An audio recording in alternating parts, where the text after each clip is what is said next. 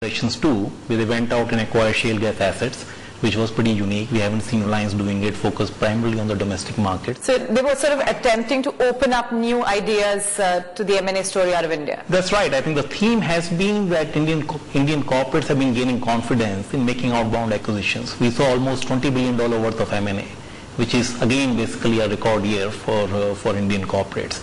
And that reflects the confidence that Indian corporates have in going out and managing overseas assets. But Bharti's end was certainly exciting for you, Frank, wasn't it? Yes, we were very fortunate to be able to play a role once Mr. Sunil Mittal had himself negotiated the transaction.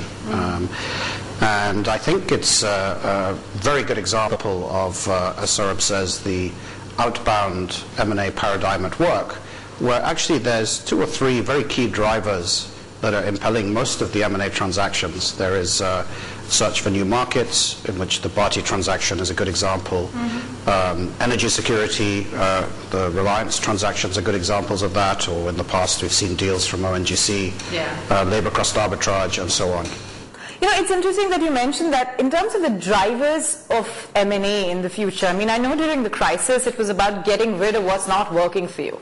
Then came, let's get rid of non-core because we can actually deliver better on the core.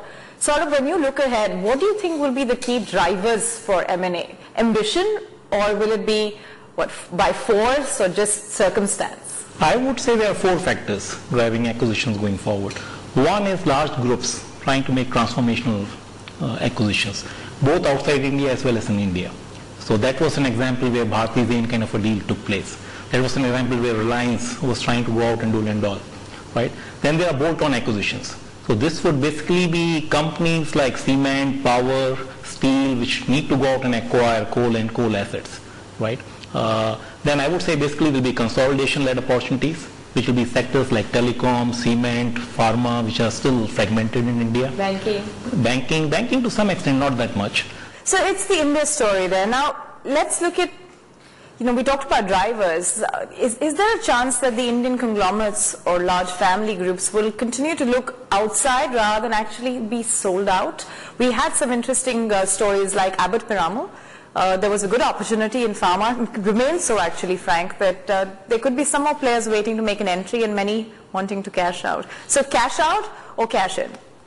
Good question. I think over the past 2 or 3 years, if you look at the statistics, 70% of the total M&A pie is cross-border year after year.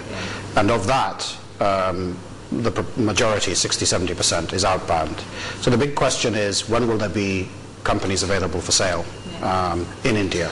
Abbott Piramal is a very good example, multinational, big pharma looking for domestic distribution. I think you have to see a bit of a generational change, and it hasn't come yet in the Indian promoter mindset, to see more sell-side transactions, more companies available for sale. You still have a proprietorial business model where people prefer to pass on their business to the next generation. You agree with that? Our promoters love to hang on to things, right? Which has been our permanent succession problem in this country. Nobody wants to give the baton. I don't blame them, frankly speaking. So much money. There's a lot of money chasing India. There's a lot of money chasing India, and frankly speaking, I think whoever has held on to assets has really made money. So I think Indian valuations are high. It's not easy for global Fortune 500 companies who are really having India in their boardrooms go out and acquire assets at premium valuations. But there are deals that do take place. So there has to be unique assets which people are willing to sell, and there should be acquirers who are willing to pay a premium. I think Indian deals would always go at a premium to the global market valuation. Frank, is there going to be a rise of a mid-cap story as a part of this comeback in terms of recovery, as a part of being strengthened as a mid-cap? Do you think the mid-cap story will pick up momentum? I think it's already picked up momentum. I mean, there's now 200 companies, listed companies in India with $1 billion market cap. And those companies are growing, if anything, faster than the top-tier conglomerates. So I think that could be a big theme for next year. Do you think the years ahead, the role of the banker is going to evolve? Typically, bankers would check out stuff. You were talking about research. I think a whole lot of time they've looked out for the deals and presented it to the promoter. These days, either the promoters are too savvy or there isn't enough time for bankers to do that research and present it on the table. I think even today, a large part of the deal happens through ideas generated by bankers. And I've been in this industry for 15 years. I personally believe a bankers add a lot of value in any transaction to both sides of the story. I mean, there are good parts and bad parts in any transaction. And banker is there. A banker is there to take a lot of the load out of the promoters as and when the transaction is taking place. And I think every transaction has its own complexity. If we as an individual go and buy an asset today, we go around searching a lot and basically before we take a final decision. That's true for an M&A as well. I mean, each deal goes through its ups and downs, and it's important for somebody there in between to actually handle and see it objectively and make sure it's taking care of both sides of the situation. Okay, so promoters have become pretty savvy, though sometimes might go overboard? They can do, but I think generally, and it's a very healthy thing, the market for M&A and investment banking is getting much more sophisticated. Therefore, it becomes much more a matter of a promoter relationship with a bank than with an individual banker. And it becomes much more about a broad range of services that a bank can offer, such as balance sheet, execution capability, as well as ideas, rather than just the particular idea that a particular banker may bring. And I think that's a healthy development, because the market is growing up. You know, even as you all say this, I do remember that every time there would be this worry about a recession, now you've got a more recent benchmark to see how things have been in a slowdown. What is truly a recession of these days? When you look so confident or feel so confident, what is the one challenge that you sort of keep reminding yourself as a banker? That things are looking fantastic, everybody's talking about being bullish, but? I think inflation, asset prices going up too quickly, there's the risk to our markets. I would say in addition to that, basically, I would be worried about interest rates going up. That can really hurt corporates, and we are seeing it has started happening in some way. So oil prices, consumer prices, I think some of those things one needs to be careful, one needs to keep a watch on. Frank, global? Global, definitely. I mean, I think the fundamental, one of the weaknesses in the structure of this market is that it's too driven by FII interest relative to domestic. And in the current boom, you're seeing domestic investors, particularly retail, but also institutional, on the sidelines. Whereas it's the FIIs that have been piling in. They're desperate for any form of opportunity in India.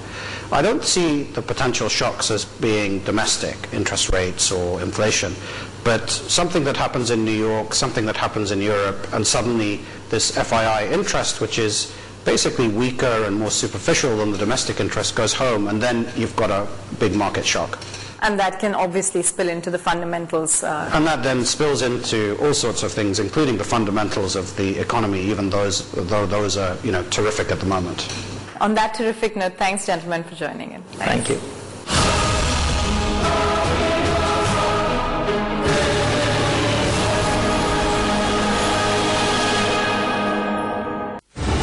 This show brought to you by the banks you trust for life insurance solutions. This show, I'm on the South Island, one of the most popular travel destinations in the whole of New Zealand, Queenstown. Hello and welcome to Inside Luxury Travel with me, Baron Sharma. Brought to you by the Shiva Studio. Art is life is art. Del Streak. Fit your whole world in a 5-inch screen. I'm gonna get my hair cut even if I have to cut it myself. But it makes me out of breath when you say love is a game for two. Love is a game I wanna play with you.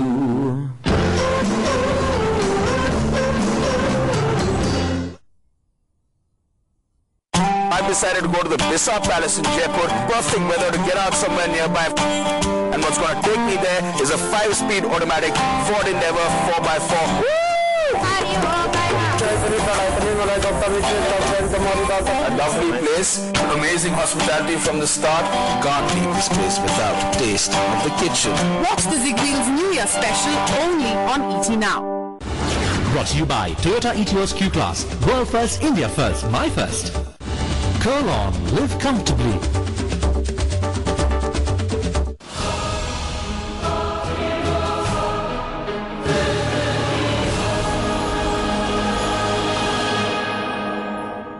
Welcome back to the year of the deal. India, of course, was up ahead in the race for M&A. But the big stories also came from the global field where FMCG, pharma, technology, what have you, everything played a big role. Resources also managed to stay on top of mind in the global M&A scene. One of the largest companies in the world by market cap, ExxonMobil, inked the biggest deal of 2010 by acquiring XTO. This was worth $41 billion and shook up the energy sector, where ExxonMobil got a massive hold over oil and gas in the United States.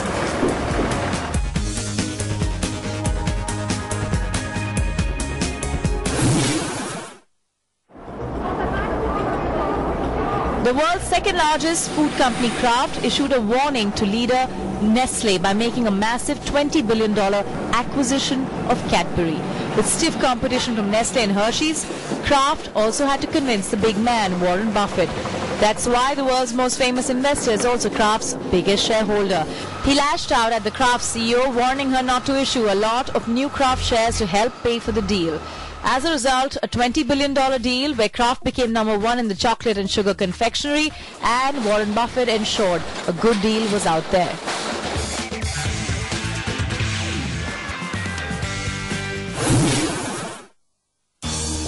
Intel bought computer and software security company McAfee for $7.5 billion. Intel's major income comes from hardware space, and with this buyout, it allows them to provide software security as well.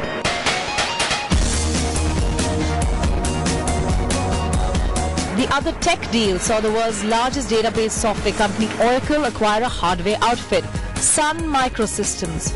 Apart from being a software company, Oracle now manufactures servers, storage solutions, and is in the process of taking over Sun's operating system, Solaris and Java.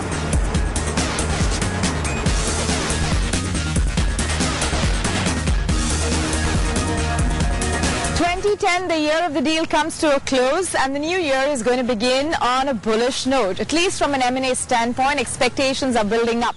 But the point is, there's a need for exercising a tad of caution, because at the end of the day, if you want to scale up, you always want to do it the right way. Thanks so much for joining us. Here's to wishing you a very happy new year. Keep it here on ET Now.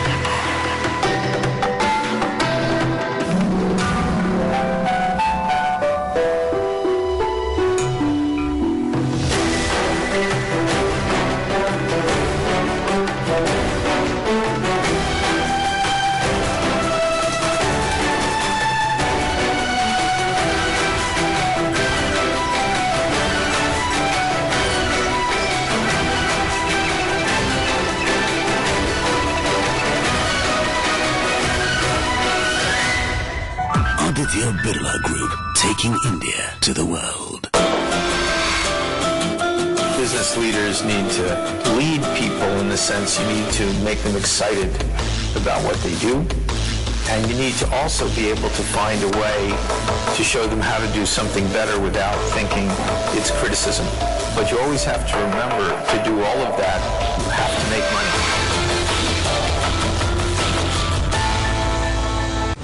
Brought to you by Bajaj Hindustan Limited, India's #1 sugar and ethanol manufacturer.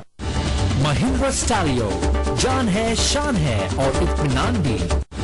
Share Khan Trade Tiger, the ultimate online trading platform.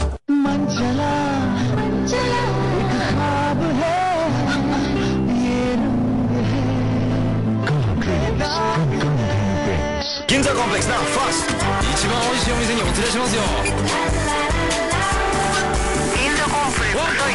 Access the world of interesting apps on your LG Optimus One smartphone. Life's good when you live interestingly.